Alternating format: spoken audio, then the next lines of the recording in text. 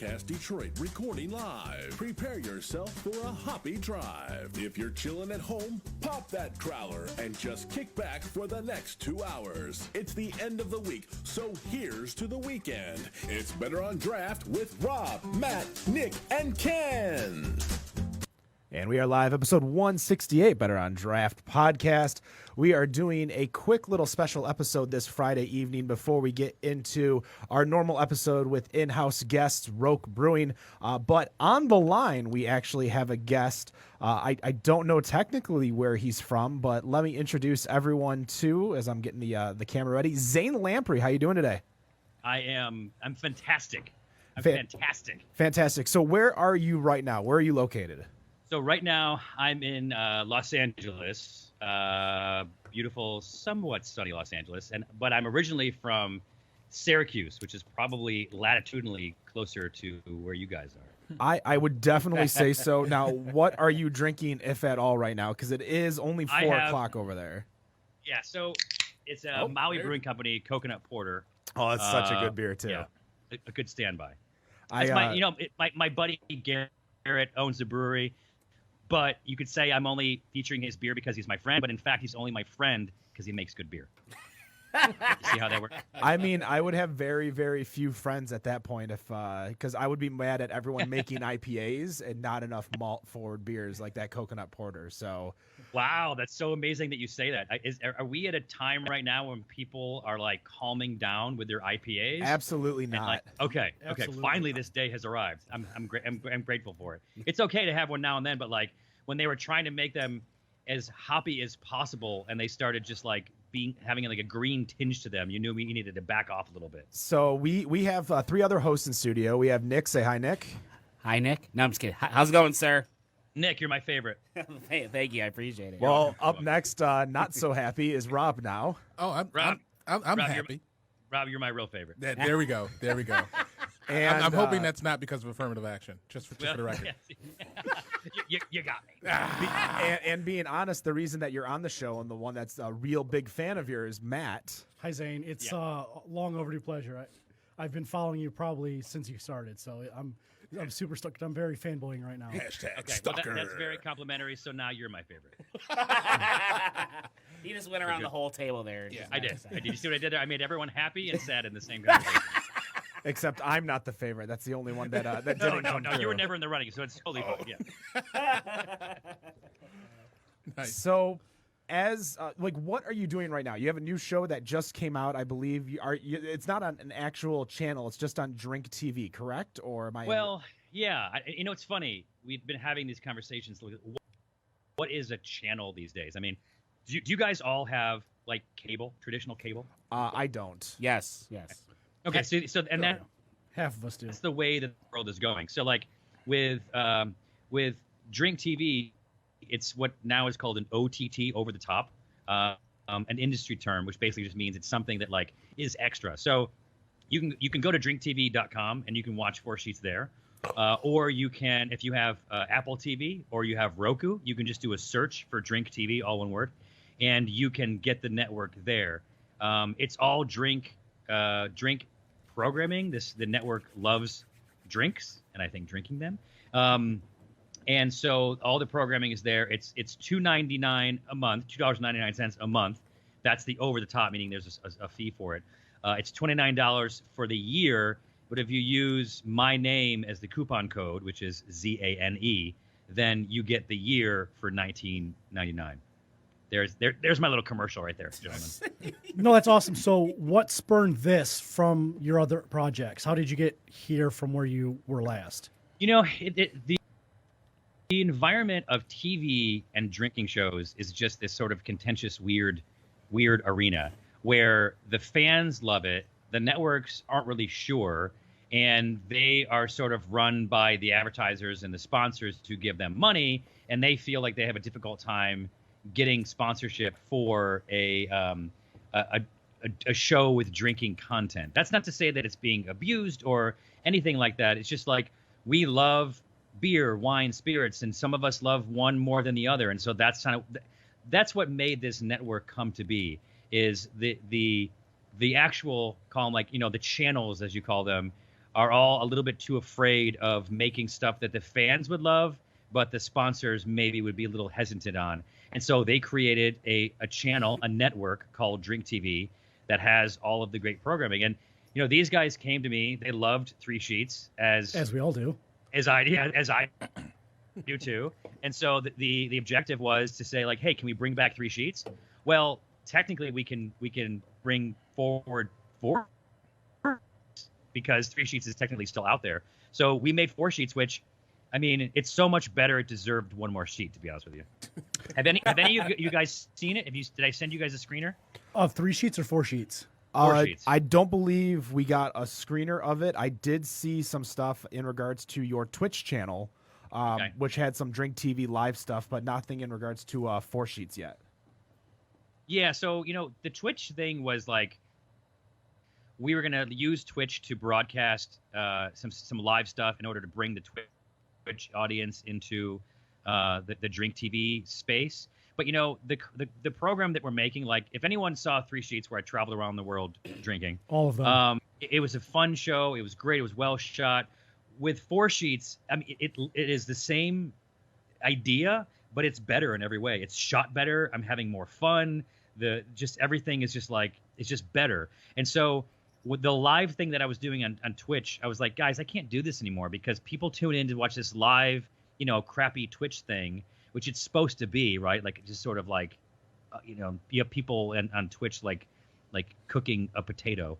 And so, like, I just wanted to show, I'm like, I don't want people to think that Drink TV is like this, because Drink TV is so much better. Like the 4 Sheets, we did 6 episodes of that. It's amazing.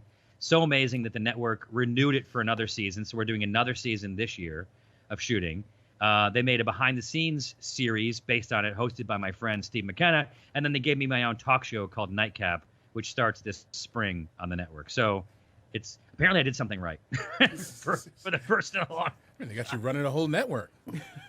Exactly right. Exactly. I'm like, I don't need you guys anymore. It's like the Zane show. So one of the reasons I'm guessing you couldn't do 3 sheets anymore is because of all the drinking. I'm sure that eventually that takes its toll. One of my favorite pastimes is also drinking, having gone to a directional university. You traveled the world, and you always ended the episodes by having their local hangover cure. Yeah. Was there any one that you still go back to? It was that good, or even vice versa, it even just made it worse?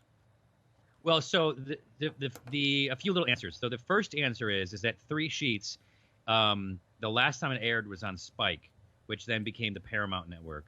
And I don't know what they have plans to do that, and we haven't had those conversations. So that's why it's called 4 Sheets. Sure. Why it's a completely different show. As far as the fact that it was about drinking, like, no, I probably drink more in this show than I did in 3 Sheets. I know. Yeah. That's not to say that I keep it up when I come home. I have to pace myself, with Maui Brewing Company beer. But so as far as like Hangover, it's interesting. I'll tell you a quick story. So the first answer is no, I have not found a hangover cure through my shows that works better than Xanax and marijuana. But we never featured those really.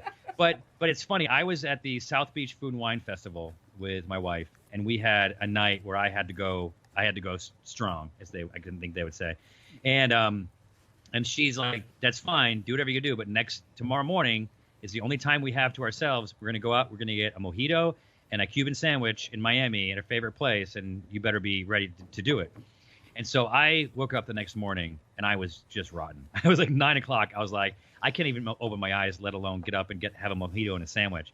So she made an appointment for one of those IV bars. Do you know what those yes, are? Yes, we actually yes. have one over Smokers. in Birmingham, Michigan. Opened up not too long ago that does that. I think there's one out by my neck of the woods over in Shelby Township. Yeah, it's Yep. where all the white wine wives go to Yeah. unwind right before they have to go pick their kids up from school. Yeah. Yeah, what they can afford to for like such a lavish treatment. And so like, I went down, fine, I'll do it, and I sort of, just found my way to the place with her, and I got the IV in me, and they put in a bunch and really like the saline solution that was in there. And man, in 20 minutes, I'm like, let's go get a mojito and a sandwich because it was that much of a turnaround. And if you learn sort of the science behind a hangover, the number one thing is dehydration, and the rate at which your stomach or your intestines can absorb water fluids is extremely slow. It's going through like almost non-permeable membrane. And so like even if you drink a lot of water, that doesn't mean it's going to seep into your body and rehydrate you, or have it through an IV at will. So I guess that's my very long answer to say no and yes. So one thing that I kind of looked through, because I was doing a lot of research since we've been chatting, and I was looking through all your episodes of 3 Sheets, your Drinking Made Easy, 4 Sheets. One thing that I noticed is a lack of Michigan on all of your lists. I have been banned from Michigan. You're banned from Michigan. Why is that? And by whom? Right. I really wish I could follow through with this, but that's not the case. I wish that I was cool enough and badass enough to be banned from such an amazing state. No, we didn't even shoot a Drinking Made Easy in Michigan. No, huh? you didn't. Well, No. that just makes me a bad person. Really. We've got so many Well, breweries I here. even looked up your half fork wheel travel expenditures too, and couldn't find you anywhere in the state. And with I don't think that one had me in the States, so I think I'm off the hook for that one. Well, I mean, I like just to wanted think. you to make feel even more worse that you did more episodes of more TV. Oh yeah, no, I feel horrible. away. Well, what made me feel even worse is when we were gearing up for a season 4, and I remember the list had Grand Rapids on the list, and so we were ready to shoot a season 4 of Drinking Made Easy when I got the phone call from Mark Cuban, who said, the show's doing great. The ratings are great. We love it. However, we're turning the channel from a guy's channel, which was HDNet, into a live music channel, which is now Access. So that didn't happen. But if it's any consolation, we were going to make the entire 4th season all about Michigan. Oh, So we really have to go and tell the Cubes he's fired. Yeah, that's fine. Ooh. That's fine. Yeah, good I was luck gonna on that. go. I was gonna go to the Upper Peninsula. I was gonna go Central Michigan. I was gonna go. We were gonna shoot it everywhere, but unfortunately, Mark Cuban ruined it for everybody. So I guess this should be your formal invitation to the state, and you can come hang out with us, and we can show you the whole Detroit scene, and then we can do a Grand Rapids too, and we can literally do an old-timey liquor, beer, and everything in between. we got the wine too with Traverse City. We got so much great wine that gets made out Yeah. here in Michigan. Yep. I think when you I missed get an the opportunity. opportunity, I'm definitely gonna take you guys up. I think your EP is from Jackson, isn't she? Your executive producer? Which There's somebody one? in your life because we also are part of the My Beer Box and My Beer Box. And Oh, we tag yeah, you in got it, something, right. and you So tag. yeah, so that's Erica, who runs my Facebook adventure, page, right? my apparel company. Yes. So she's from Michigan. She's so excited that I'm talking to you guys right now. So what? And she loves beer, which I think everyone in Michigan does, or at least should. Oh yeah, we do. Oh yeah, Without a talk to us more about Adventure, because I looked into it, and it's basically your guys' own clothing line for everything. So you're not going through a third party; everything's done through Adventure. That's ADV3NTURE for those looking through. How did you come up with the name, the idea? Like, what was the purpose behind it? So Adventure, the first E is a 3 because we plant 3 trees with every purchase, whether you're getting a hat or one of the jackets. And one of the companies that we are planting with is called Archangel Ancient Tree Archive. And I'm saying that slow because I'm trying to remember the name of the city in Michigan. Say it that one more they're- time. Archangel Ancient Tree Archive. They're located. It's like a name of a town that if you don't live there, you automatically say it wrong. But if you Google them and look it up, you'll find it, because these guys are doing amazing things. I mean, in regards to Michigan, you have to understand, and whenever I mention, because I do a lot of travel, because I'm in the restaurant industry, I go to all these weird cities like Dwajack, Topanabee, Mackinac, all these other cities. So I think, did you guys figure it out? Yeah, It's it's Kopamish. Kopemish. Kopemish. Okay. I'm sorry. Yeah, not Kopemish. Right. Kopemish. Yeah. Yeah. The town of Kopemish, or whatever it's called, it's huge. I'm just kidding. There's 17 people, but they're proud. So in response to sort of this third party thing, it's interesting that you bring it up like that, because you're correct. When I was doing 3 Sheets, people would think that, oh, you're on TV, you're making millions, but I mean, I was getting paid like $2,000 an episode minus my agent fees and everything like that. And I only shot, I think, maybe like 8 episodes that season or whatever it was. So if you put that together, there wasn't even enough to pay my like rent. And so I was like, I'm wearing T-shirts or stuff in every episode. I might as well put my own stuff on that I can sell. And so at that point, I was printing the stuff and going through third parties and stuff like that. And then I just got more into it, and that would be 13 years ago. And so now we're making our own apparel, jackets, fleeces, hoodies, that is for travel. So, for example, all of our jackets turn into travel pillows. They all, of course, have a beer koozie pocket and a bottle opener. Hell yeah. As well as a bunch of different features and stuff like that. And so we're at a place right now where we're, rather than it just being me, there's an actual company run by me and Erica, who I mentioned. She's awesome. She's awesome because she's from Michigan. And we're making stuff that we're extremely proud of. It's been a long journey to get here, but like, that is what adventure is. So like that is my apparel company that I work on every day. And then one thing that it's funny that I don't think I've told anybody, because I don't know if it's part of the conversation or not, is that my degree is in graphic design, and I design all of the apparel, all the logos, everything like that. It's kind of funny if you think people want to think that I'm out at the bars drinking all the time, and they should. But a lot of that time is spent, drafting blueprints for designs of apparel and bags and stuff like that. Now, I noticed that you guys do a little bit more with adventure in regards to the Plant 3 Trees initiative. Yeah. Talk about that real quick. What's that kind of all about? I mean, it's funny how I had someone reach out to me. So all we're doing is we're just acknowledging as human beings that we breathe oxygen, and trees produce oxygen, and there's significantly less trees now than there used to be. Hence the vehicles or the mechanisms that created oxygen we need to make more of. And also I want to create more wildlife habitats and just make the world a little bit more green. It's funny how it's for some people responding on social media, very few people, but a few have just said, "Oh, I'm not following you anymore now that you have a political agenda." And I was like, how is me planting a tree political? You know what I mean? Like, I'm literally staying out of everything. There's enough people to fight that, to get on both sides right now. I'm just saying, like, hey, guys, you guys do that thing. I'm going to go plant some trees, okay? Can we all agree that that's a cool thing to do? So, like, and now working with Archangel and a few other organizations, we're able to help them plant trees. A lot of it's been finding the organizations that work well or work well with us. And one of the other ones called Green Forest Works is I had to call with them, I think it was yesterday or 2 days ago, and we're going to start working with them. But one of the things I had to clarify is like, hey, just to let you know, like when we're planting, we're probably going to have like a keg there. You know what I mean? We can Uber there, we can get a bus, whatever you want. But like, just so you know, like drinking and planting, those things are pretty cool when you mix them up together. So. And they're like, no, it's great. So they work with other companies like Angel's Envy. It's a whiskey down there in Kentucky. And so like I just had to clarify, like, hey, just so you know, we're going to plant trees and we're going to have fun while we do it. So as long as that's cool with you guys, we're good. So there's a lot of like things in the pipeline this year as far as with adventure and planting trees and stuff like that. We want to plant the trees, and so the organization are doing this for us, but we also want to go out there and get our hands dirty and like have fun. And I think that's part of what we're trying to do with adventure is create a community of people that care about beer and trees, that kind of thing. There's a lot of us, right? You guys like trees? I like Trees don't trees. suck.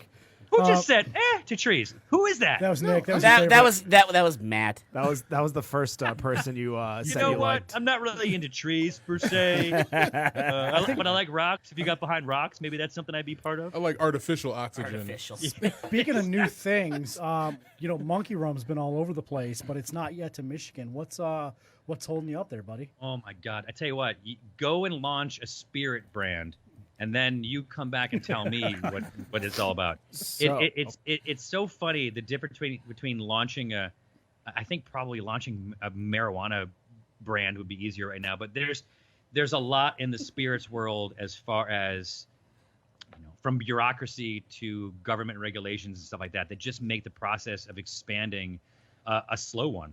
But trust me, I would love it to have it everywhere, and at some point it will be. It's just a slow process. Now, in regards to Monkey Rum, I was on your website, and if you are in Michigan, you're not one of the exempt states, so you can go to B21, which is an online retailer, and actually import it into the state of Michigan.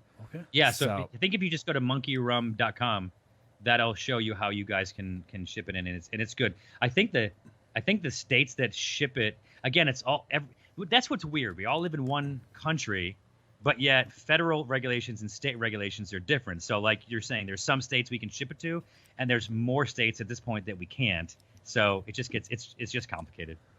One of the big things I wanted to ask in regards to what we do, because obviously, as Americans, we believe we're, on our own island, and we do things what we consider normal, other people consider crazy or, taboo. But like, what would be some drinking customs that you could think of in the United States that would be very, very taboo if I went to, say, Sri Lanka or anywhere, really? Anywhere outside of the U.S.? Huh. Other than probably binge drinking. What's culture. interesting about drinking in the U.S. is then, again, sort of to correlate it to my state and federal discussion, the customs really get different. If you think about, drinking with you guys versus drinking with some locals in New Orleans or Miami or New York or California, there are sort of differences. We're influenced by a lot of different things. I'm saying this because I'm trying to waste time while my brain tries to figure out some drinking customs that are different. Like, give me an idea, because I'm sure, given some time, I can think. Well, in regards to like the United States, especially maybe more college culture, you got heavy duty drinking games like your beer pong, flip cup. You go to even hardcore like slip and slide / flip cup / all these. First of all, slip and slide is universal. I mean, that's Oh, damn right. but it's funny. You are right. I guess it is the college culture that is very unique to us, especially based on some of the countries you mentioned. A lot of those countries, either alcohol is just like they just don't do it, or it's done at such an early age that there's not really that moment of celebration. For example, like going to college, not having your parents on you for the first time, and you can go out there and drink and be silly with it. I think that sort of moment is pretty unique to the U.S. That's not to say that they don't do it around the world, but I think the college culture, as you're describing it, you could call it like the frat culture or something like that, is pretty unique to the U.S. Well, you also look at it a little bit different, because I believe in Louisiana you can be 18 and drink legally with a parent. Really? Yeah, there are a few states that allow you to drink under the age of 21 based on state law, as long as you are within. I think in Michigan it might even be legal too, as long as you are at home.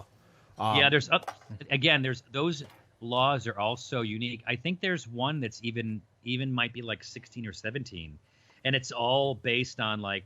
Again, a lot of these laws, if you think about when our prohibition ended in 1933, which really wasn't that long ago, that's a generation or two generations ago, and so like a lot of the laws made going into that, during it, and coming out of it are sort of a result of our prohibition, and our prohibition is very unique. It's something that the rest of the world really didn't experience. So like a lot of the stuff are like. You used to be able to go to your church could buy wine with no issue, sacramental wine. They could buy as much as they want. So if you were a member of the church, meaning you attended church, you could go days and buy, quote, sacramental wine for home use. And the priest would just bless it, and you buy the case and you'd go home with it. So like there's a lot of these little loopholes that were made based on our prohibition. I think that's where a lot of that stuff kind of comes from. What age were you when you had your first drink? Well, I was 21 because I'm responsible. Well, I mean, you could have been hold on, 19 and in Canada. I mean, Syracuse ain't too far away from Canada. I said, sorry, I didn't finish. 21 months. 21 months. Didn't specify. It did specify. I had my first beer from like my aunt's boyfriend, who was only in the picture for like, I only remember meeting him once. Hey kid, want a brew? Do I ever? And I drank it, and I was like, what? And I think it must have been like probably like a banquet beer, you know what I mean? Or just probably like or a High Life, whatever. Yeah. I remember drinking it and being like, yes. And I drank it, and I'm like, are you kidding me? This is what you guys are getting excited about? This is the worst thing I've ever tasted. Give me back my Yoo-hoo. Yeah, exactly. Give me something sugary, blah. Which is kind of interesting. I think if you know, because of a lot of the craft beers that have influenced us now over, you know, really the last, let's call it like decade, basically. I think that a lot of our beer taste, a lot of the tastes have improved. Like the beer has gotten more flavorful. But also I think our appreciation of it has also grown to the point where you have to sort of decide, you guys tell me, like, do you innately like the taste of the beer you're having, or do you think it's more of an acquired taste based on experiences, the knowledge you have about it, what you know about what goes into it? What do you think? I think it's a little bit of both, but I think in many things, as you get older, you know, your palate changes, and thus taste that you might not have liked as a child you like. I mean, I think kids these days want chicken fingers and tater tots every day, all day, and then you grow up and you're eating, you know, sushi and other random things that you never thought you'd ever consume in your life. So I think it's kind of one of those, you know, chicken and the egg. You never really know where that balance in someone's life right. might be. There is a balance, but who's to say if it's 50-50 or 80-20 or whatever? But I think you're right. It's a little bit of your taste changing, and also your experiences defining it as well. It's also the want to be able to go out and try new things, because if you look at what we may even consider, you know, taboo within the state, like for instance, we have a large Polish culture here, and I'm a big fan of Chinina, which is duck blood soup. That's disgusting. And if I called it duck blood soup, you'd be like, that's disgusting. But I say Chinita, and you're like, okay, maybe I'll try it. You know, if I don't tell you what it is, you might try it. So I think it's trying to like build that cultural divide, because things that we like even up here in Michigan, as much as we have such a eclectic grouping of Arabic food, Eastern European food, and even Southern cooking because of all the people that came up for the auto industry, if you go down to true Creole Louisiana and you want that kind of food, you know, it might not be on our palate or our flavor or our style because we didn't grow up with it. Whereas me, I grew up with Chinita, so it's secondary, you know, secondary to me. Now, in your different travels, what was the craziest cocktail or drink that you were able to drink? And let's say drink and stomach. Well, I think that, you know, in fairness, the only reason that we think that duck blood soup is disgusting is because it's disgusting. Yeah.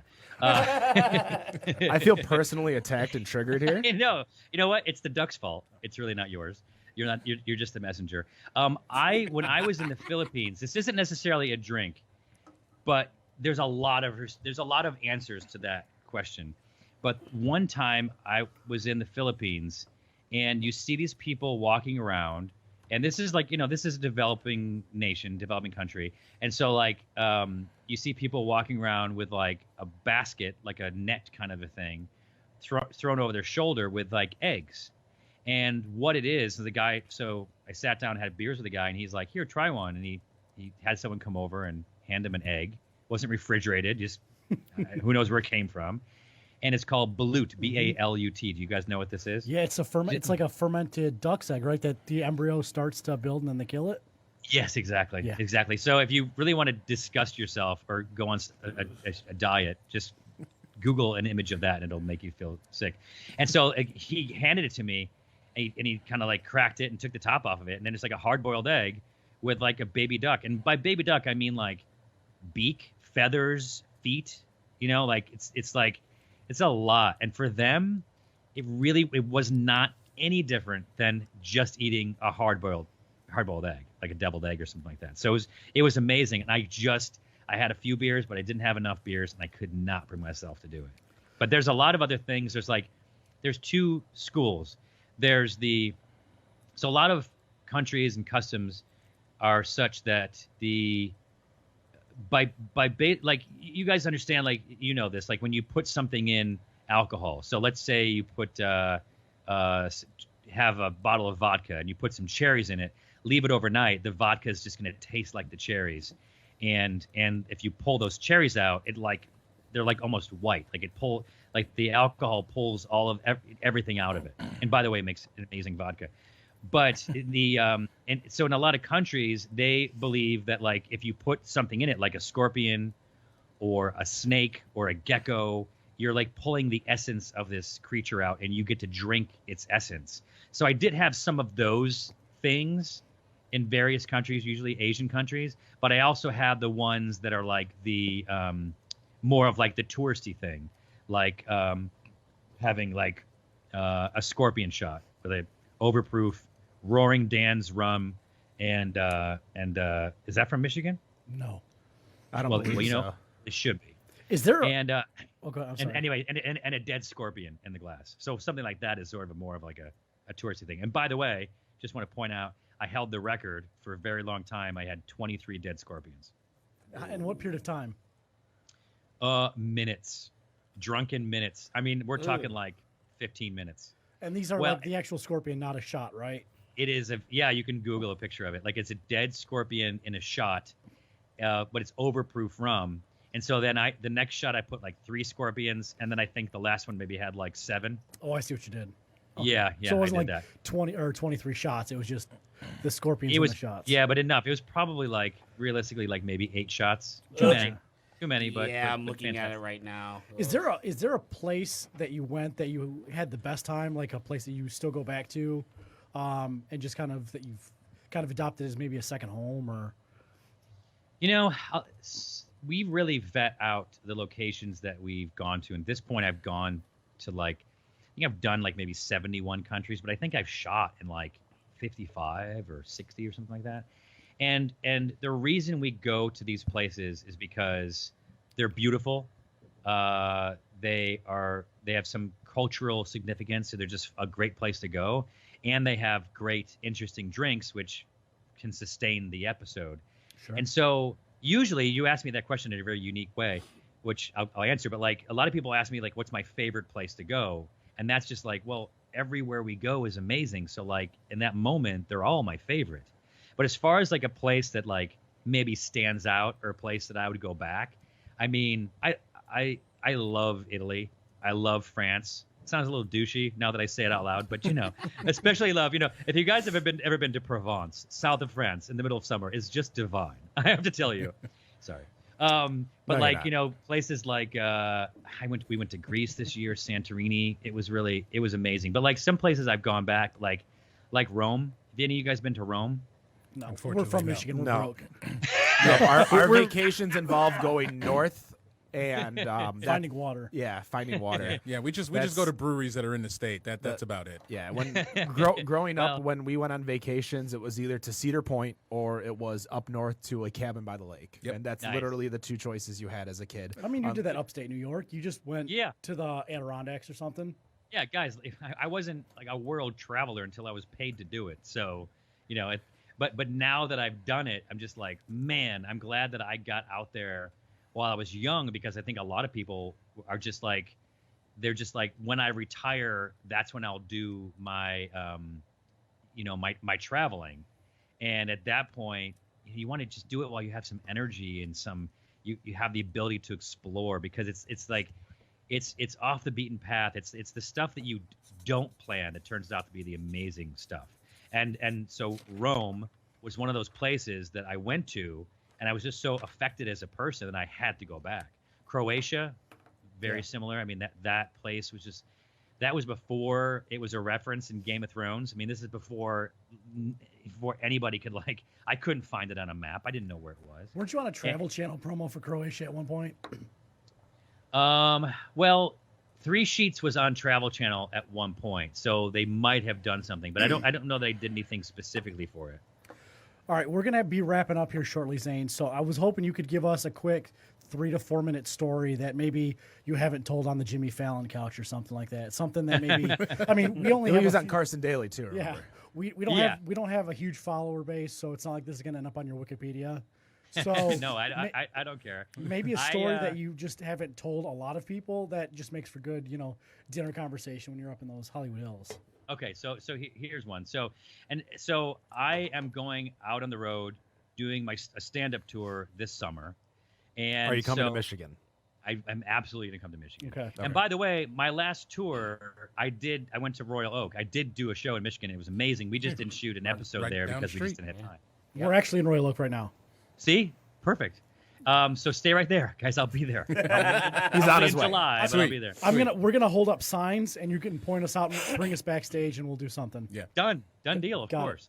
And so when one time, so anyway, I'm dusting off my stories and jokes and stuff like that, and I have a decade's worth that I think are pretty amazing. So the one that like sort of comes to mind real quick is my buddy Steve. Anyone who's ever watched my shows or listened to my McKenna. this Zane's World podcast, you know that I have exactly, my buddy Steve McKenna. So Steve is one of those friends like we call him 1 in 10 because 9 things he says are stupid, and then one thing he says you're not sure if it's really smart or if it just sounds smart because the previous 9 things he said were so stupid. But That's totally me. They're all laughing and pointing at me right now. This dude. and so I also So get black out drunk like Steve McKenna too, so it works out. one time we were coming out of a bar in New York City. We had just shot something for 3 Sheets. Came out of a whiskey bar, beer whiskey bar, and we came out and we had to go to a new location. And there were some cops walking across, in New York City. They were walking across the other side of the street. It was like 10 o'clock at night. It was pretty quiet. And Steve goes like, "I bet I can make you run." I'm like, "No, Steve, you can't. I'm walking to the next location. I'm cold. I'm drunk. I'm gonna run." He's like, "I bet you I can make you run. I bet you a beer at the next place I can make you run." "No, Steve, you can't make me run. So fine, I'll bet you a beer. You can't make me run." So he pulls a beer bottle out of his jacket and he threw it really high up in the air. He goes, "Run, bitch." and so guess what? I bought him a beer at the next location. It comes down shattering on the sidewalk as these cops across the way are like, "Hey!" But what are they gonna do? Chase us? They were just as cold and miserable as us.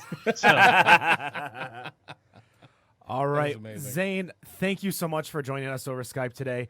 You guys can find Adventure. That's the first E is a 3.com. You get free shipping as well as 10% off your first order if you go onto the website, as well as DrinkTV.com. You can get it for Roku, Apple TV. You can get it on the App Store. I believe it's $2.99 a month or $30 for the year. You get 4 sheets. What's your most favorite? Like, what's the first episode somebody should watch once they get their Drink TV account? I'm gonna. So here's what you have to do. Just go and follow me on social media at Zane Lamprey. At Zane Lamprey. And I'm about to. I talked to the network and I said, you know what? I want to release the first episode free for everybody. So they called me while we were on this podcast. I'm gonna call them back, and so we're gonna lock that down probably in the next day or two. So when people listen to this, they'll be able to just find out on my social media how you can have access to that. Maybe you know what? Go to 4sheets.com. We'll put it there. 4sheets.com. We want to show you guys how amazing this episode is, and it's going to be the first episode that'll air, or that aired was the episode in Cusco, Peru, the gateway to Machu Picchu, and it's fun, it's amazing. I have an out of body experience. I throw up. It's fantastic. You'll love it. All right. Once again, Zane, thank you so much. Enjoy the rest of your afternoon and evening because it's not even 5 over there. Yeah. Say hi to Pleepus for us. You got it, guys. Thank you so much. Thanks for having me. Thank you. Have a great night. Cheers.